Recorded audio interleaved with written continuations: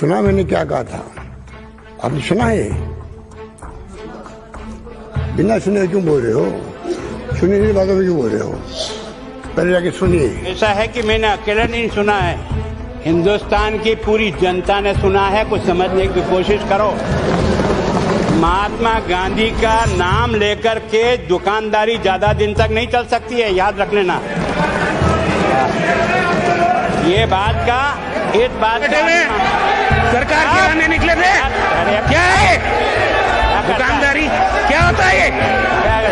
होश में रहिए, अपनी लिमिट में रहिए। तो मालूम ही नहीं है पीछे पीछे कौन क्या कर रहा है। ये आपका काम है। आपका दुकानदारी शब्द संसदीय एक्सपोज किए थे। एक मिनट प्लीज बेटे, ये आप राजनीति बहुत सीनियर आदमी ने आप सिखा रहे हैं। मैं काय के लिए अध्यक्ष हूँ? फिर ये काम आप ही को करवाना, इनसे अध्यक्ष को हटा दीजिए। I said no, no I said no. आप बैठे प्लीज, रिकॉर्ड नहीं होगा। आप बैठे प्लीज, आप बैठे। आई सेड आप बैठे प्लीज, आप बैठे प्लीज, आप बैठे प्लीज। आपने ऐसी फिरा बांधी ए भाई ए, आपने ऐसी फिरा बांधी ए भाई ए, आपने ऐसी फिरा बांधी जैसे वो वापस लड़ाई शुरू कैसे हुई आपका? राजस्थान में कोई परंपरा रही नहीं है इलीगल विधायकों के एमपी की टैग करने की, और ना यहाँ हुआ है। ये मैं कैसे समझा रहा? आपको मालूम नहीं कि आपकी पार्टी के नेताओं ने क्या क्या षड्यंत्र किए?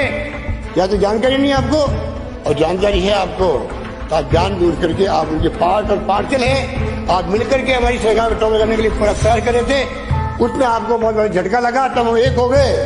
तो इतना बड़ा झटका लगा, और झटका अभी तक आप सहन नहीं कर पा रही। मैं कहना चाहता हूँ तू इधर उधर की बात ना कर। ये बता कि काफिले क्यों लुटे? मुझे राजजनों से गरज नहीं, मुझे राजजनों से गरज नहीं। जिन्हें लूटे उसे गरज नहीं, शिकायत नहीं।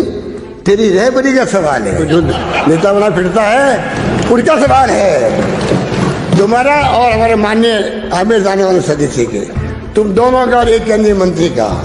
तुम्हारी रहबरी का सवाल है कि कारवा क्यों लुटा? आप लोग नेतागिरी कर रहे थे सरकार गिराने के लिए। ये बताओ आपकी कोई चाल, हमारा जो कुंबा बैठा हुआ है, इसको आप कितनी कोशिश कर लोगे? आप, आपके साथी, आपके हाईकमान जिसे तय कर रखा है राजस्थान सरकार को मैं गिरा के रहूंगा। मैं तय कर चुका हूं, किसी कीमत पर गिरने नहीं दूंगा। सरकार ने गिराओ, कांग्रेस भाग में लाओ। अरे कांग्रेस का इतिहास पढ़ो, आप लोगों की आंखें खुल जाएगी। महात्मा गांधी की रहनुमाई में आजादी के आंदोलन हुए, सरदार पटेल, मौलाना अबुल कलाम आजाद, अम्बेडकर ने बनाया संविधान, दिन की धज्जियां आप उड़ा रहे हो। और किस रूप में 10 साल तक, कभी 2.5 साल, कभी 6 महीने, कभी 12 महीने शिक्षा कहते हैं जेल में रहना। कार्य जैसे मिल गई थी। अरे आप लोगों की पार्टी से उंगली भी नहीं कटाई थी, अपनी उंगली नहीं कटाई है। किस पूछा बात करते हो? क्या मुकाबला करोगे कांग्रेस से?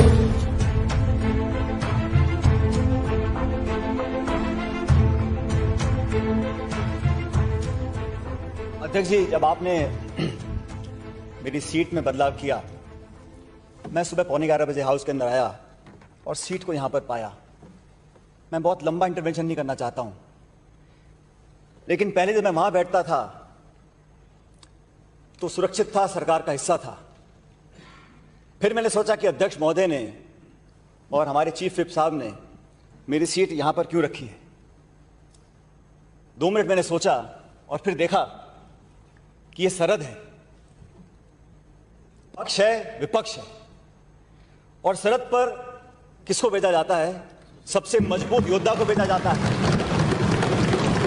और आज इस विश्वास मत में जो चर्चा हो रही है उसमें बहुत सी बातें बोली गई, बहुत सी बातें बोली जाएंगी। समय के साथ साथ सब बातों को खुलासा होगा।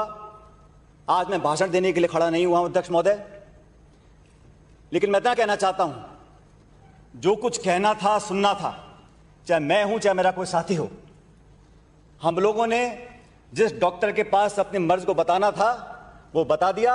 इलाज कराने के बाद हम सब लोग, आज 125 लोग यहाँ सदन में खड़े हैं, और सदन के अंदर जब हम सब लोग आए हैं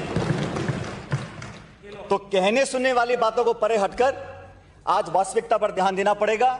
धरातल पर जब हमने संकल्प लिया, बैठकर बातें करी, सारी बात खत्म कर आज सदन में जब प्रवेश किया है, तो इस सरहद पर कितनी भी गोलाबारी हो, हम सब लोग और मैं कवच और ढाल, गदा और भाला बनकर यहां पर सुरक्षित रखूंगा। मैं बताना चाहता हूं, मैंने तो नहीं कहा, बीजेपी ने तो आपको ये नहीं कहा कि आप ये बोलो जिससे आपका मामला ठीक बैठ जाए। गलती आप करो तो हम पे मंडो, और बार बार जब कभी भी पत्नी से झगड़ा हो जाता है ना, तो पत्नी को तो कुछ कह नहीं सकते हैं, तो बच्चे के थप्पड़ मारते हैं। समझ में तो सीधा आ रहा है ना? क्या आपने सुना मैंने क्या कहा था? आपने सुना है? बिना सुने क्यों बोल रहे हो? सुनी नहीं बातों में क्यों बोल रहे हो? पहले जाके सुनिए। अध्यक्ष जी, माननीय नेता प्रतिपक्ष प्लीज प्लीज, आप कई बार मेरा नाम लेकर उल्लेख किया और बहुत सी बातें मेरे संदर्भ में सदन में रखी। मैं आपके माध्यम से सदन को बताना चाहता हूं कि मैं, मेरी कार्यशैली, मेरा पद, मेरी पार्टी, हमारे नेता, हमारे सहयोगी, हम क्या बोल रहे हैं, नहीं बोल रहे हैं, इसकी पीड़ा हो रही नहीं हो रही, इसका सारा जिम्मा आप हम लोगों पे छोड़ दो और आप तो वो बात करिए जो आज सदन में रखा है। विश्वास मत के माध्यम से सरकार के गुण अवगुण के बारे में चर्चा करें। और जब अध्यक्ष महोदय नीचे बैठे, प्लीज बैठे, नीचे बैठे। बोल रहे हैं, बीच में खड़े होकर बोल रहे हैं, पर नियम और कानून पढ़ के आए पहले सदन के अंदर।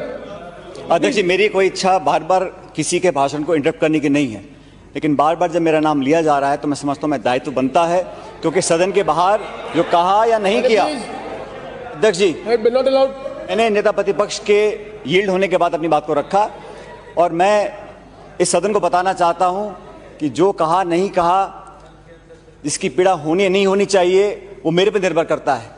मैं ये चाहता हूं कि ये जो विश्वास प्रस्ताव है, इस पर सरकार के गुण अवगुण पर चर्चा करें, तो शायद जनता और प्रदेश देख सकेगा हम क्या कह रहे हैं, क्या नहीं कह रहे हैं। और आपकी यहाँ राजनीति कैसी चल रही मालूम है आपको? किन किन को इन्वॉल्व करना है, कौन केंद्रीय मंत्री इन्वॉल्व थे आपको मालूम नहीं है। उनके नाम तो ऑडियो टैप में आ ही गया, और टैप कैसे हो गई? अरे आप तो गृह मंत्री रहे हैं, मुझसे पूछ रहे हो? लीगल होता है इलीगल होता है वो आप मुझसे पूछ रहे हो? राजस्थान में कभी परंपरा रही नहीं है इलीगल विधायकों के एमपी की टैप करने की, और ना यहाँ हुआ है, ये मैं कहता हूँ दावे के साथ। आपने ऐसी फिरा बांधी, ए भाई आपने ऐसी फिरा बांधी कि जैसे वो वापस लड़ाई शुरू कैसे हो यहाँ पर। वो षड्यंत्र आप लोगों का था, आपकी पार्टी का था, आपके हाईकमान का था। मुझसे पूछते हो, पूरा देश गवाह है। क्या किया आपकी पार्टी ने अरुणाचल प्रदेश के अंदर? 15 विधायक थे कांग्रेस के, 40 चुरा लिए आप लोगों ने। क्या किया आपने कर्नाटक के अंदर? क्या किया मध्य प्रदेश के अंदर? क्या किया गोवा के अंदर? क्या किया मणिपुर के अंदर? अरे पूरा नंगा नाच हो रहा देश के अंदर, डेमोक्रेसी खतरे में है, उसकी चिंता नहीं आपको। अरे आप जैसा वरिष्ठ नेता है, आपको तो कम से कम चिंता होनी चाहिए, देश में डेमोक्रेसी खतरे में है। इसलिए मैंने कहा हो सकता है आपको जानकारी लोग देते नहीं होंगे, बड़े बड़े नेता बैठे हुए हैं। और छिपके, अरे भाई छिपके दिल्ली जाने क्या दुख है? दिल्ली राजधानी है, जाओ आओ, हम भी जाते थे आते थे, कोई दिक्कत नहीं है। छिपके गए, रात को कौन फिल्म भाग लिया और रातों रात वापस आ गए, इसमें पकड़ हो गए और मीडिया कह रहे हम तो गए ही नहीं दिल्ली, हम तो यहीं पर है। कमाल हो गया, कमाल हो गया, कमाल हो गया। और छिपके जो राजनीति तभी होती है जब कोई षड्यंत्र होता है, तो षड्यंत्र होता है। और षड्यंत्र भागीदार बने कई चेहरे आगे मुख्यमंत्री बनने के लिए, पता नहीं क्या होगा, कौन मुख्यमंत्री बनेगा।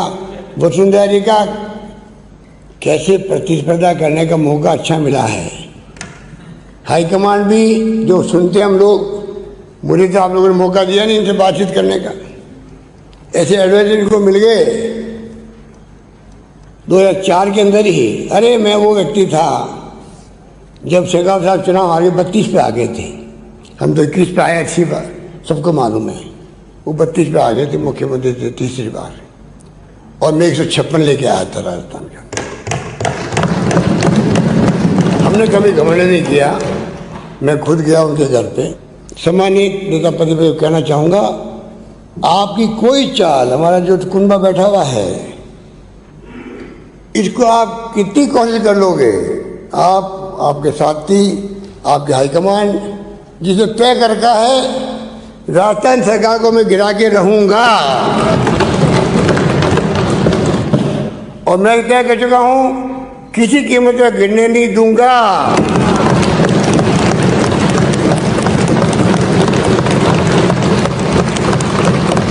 अमित शाह जी को सपने में भी सरकारें कैसे गिरे, कांग्रेस मुल्क भारत कैसे बने, मोदी जी हो अमित शाह जी हो, दो लोग राज कर रहे हैं देश के अंदर, डेमोक्रेसी सरकारें गिराओ, कांग्रेस मुल्क भारत बनाओ।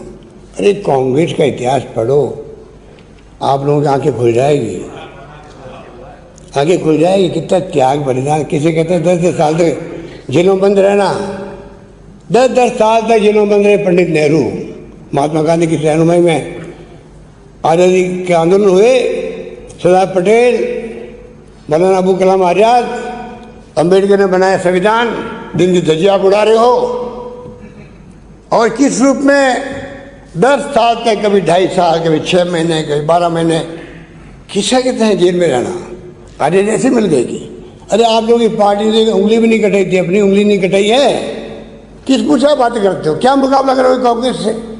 सरकार आती है जाती है, इंदिरा गांधी चुनाव हार गई थी, आंधी चली बाद में वापस 2.5 साल के अंदर। और ये जो आज घमंड अहम चल रहा है दिल्ली के अंदर, कब जनता फैसला उल्टा कर दे पता ही नहीं पड़ेगा, ये मैं कहना चाहता हूँ। इसलिए मैं लंबी बातें कहता हुआ अध्यक्ष महोदय, क्योंकि आज आर्थिक तंगी, कोरोना, देश में कई हालात थे, चाइना का हालात अलग था, उस पर चर्चा तो हो नहीं, खाली आपने खड़े होकर के मुझे किस प्रकार से आपने बड़ी होशियारी से और वही गुलाब सिंह कटारिया जी के माध्यम से जो कुछ कहने का प्रयास किया गया, मैं समझता हूँ कि उसमें कोई, मैं स्वीकार करने तैयार हूँ, आपकी बातों में कोई दम नहीं था। तो मैंने मेरे दोस्त वो पूरा शेर मंगाया है, आपको तो मैं पढ़ के सुना दूँ उसको।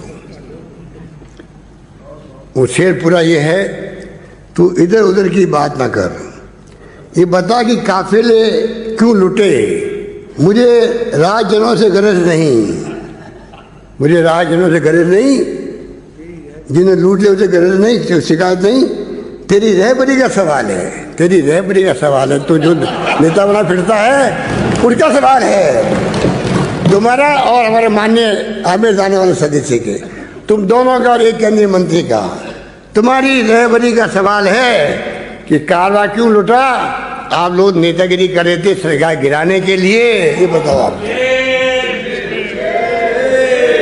आगे इसका जवाब है, मैं बताऊं क्यों लुटा, मैं बताऊं काफिला क्यों लुटे। वो जो काफिले का रहबर था, जो लीडर था, वो था राजजनों से मिला हुआ, वो खुद ही मिला हुआ था लुटेरों से, उसे काफिले की फिक्र न थी, उसके काफिले की फिक्र न थी, उसे रहजनी का ही काम था, उसके खुद का काम यही था। धन्यवाद, जय हिंद।